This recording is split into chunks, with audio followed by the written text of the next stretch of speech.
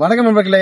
கத்திரிக்காய் சாகுபடி பண்றோம் ப்ரோ. என் கத்திரிக்காயில அதிகமான பூ பிஞ்சு கொட்டுற பிரச்சனை இருக்கு. பாதி காயிலே வந்து பிஞ்சு கொட்டி போயிருது.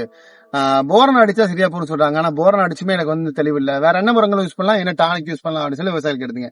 இன்னைக்கு இந்த வீடியோல கத்திரிக்காய் சாகுபடியில அதிகமான பூ பிஞ்சு கொட்டாம நல்ல மகசூல் நோக்கி பயிர் எடுத்து போறதுக்கு என்ன மாதிரி டானிக் கிடைக்கணும், என்ன மாதிரி உரங்கள் போடணும் அப்படிங்கிற பார்த்தா இன்னைக்கு இந்த பார்க்கலாம்.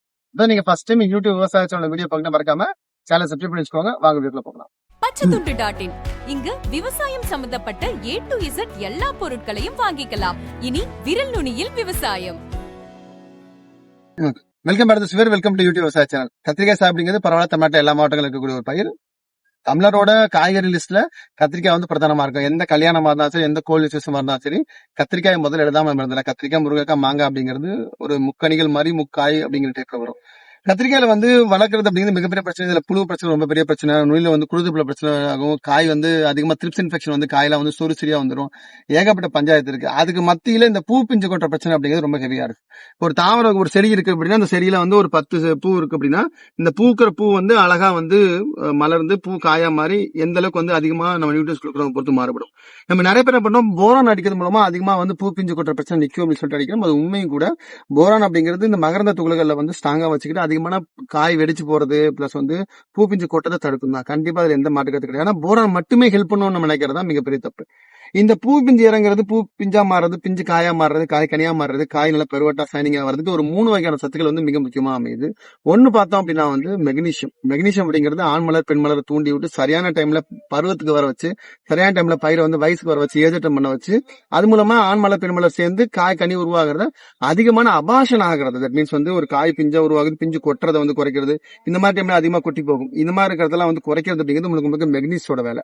நம்ம மெக்னீசியத்தை நம்ம நிறைய பேர் யூஸ் பண்ணது கிடையாது. மெக்னீசியம் ஆக்சைடு வடிவத்திலும் மெக்னீசியம் ஹெப்டோஹைட்ரேட் வடிவத்திலும் அதிகமா மார்க்கெட்ல கிடைக்குது. நம்ம எப்சோடாப் அப்படிங்கிற பேர்ல பார்த்தோம்னா நம்ம கேப்ளஸ் இடத்துல இருக்கும்.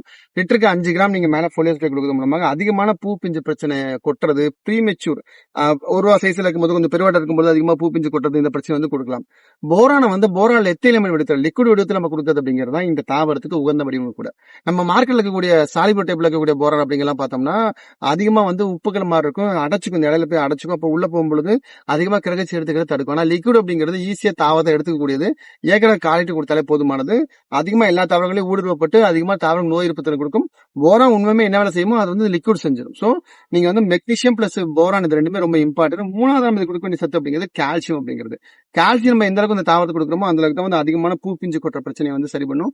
இன்னும் வந்து கால்சியம் அப்படிங்கிறது வந்து ஸ்ட்ரக்சரை கொடுக்கும். பூ பிஞ்சு கொட்டத்துக்கு வந்து அட்ஜாயிண்டா ஹெல்ப் பண்ணுமே தவிர பிரைமரியா கால்சியத்தோட வேலை பார்க்க பல பண்ண காய் அமுத்தினோம்னா நல்லா பஞ்சு மாதிரி நல்லா கல்லு மாதிரி இருக்கணும். காய் ஒரு ஸ்ட்ரக்சர் வேணும், பார்க்க கலரா இருக்கும் அப்படின்னா கம்பல்சரி கால்சியம் கொடுத்தா நடக்கும். கால்சியம் ஆக்சைடு இல்ல கால்சியம் நைட்ரேட்டை மேல ஃபோலியோஸ் பிரபா லிட்டுக்கு 5 கிராம் கொடுக்கலாம். இல்ல லிக்விடா இருந்தால் லிட்டுக்கு 2 to 3 மில்லி கொடுக்கலாம்.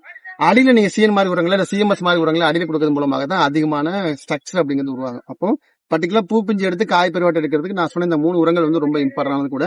கலப்பாசி உரங்கள் எந்த கொடுக்குறோமோ அந்த அளவுக்கு வந்து அதிகமா சரி டயர்டு இல்லாம அதிகமா பூச்சி நோய் இந்த பிரச்சனைல இருந்து ஒரு மாதிரி டயர்டு இல்லாம வரதுக்கு கலப்பாசி உரங்கள் ரொம்பவே யூஸ்ஃபுல்லா இருக்கும். சோ சீவிட் ஃபெர்டிலைசர்ஸ் நம்ம கொடுக்கலாம். பயோகோல்டு லிட்டருக்கு 5 மில்லி நம்ம கொடுக்கறது மூலமாக அதிகமான பூ பிஞ்சு கொட்ட பிரச்சனைல இருந்து தாவரங்கள் ஸ்ட்ரெஸ் இல்லாம ஒரு நீட்டா அடுத்த படிகள் நோக்கி பூக்கள் காய்த்தல் அப்படி நோக்கி போறதுக்கு வந்து ரொம்பவே யூஸ்ஃபுல்லா இருக்கும். சோ இந்த வீடியோவை மறக்காம பர்டிகுலரா வந்து கத்திரிக்காய் விவசாயம் பண்ணக்கூடிய உங்க மறக்காம ஷேர் பண்ணுங்க.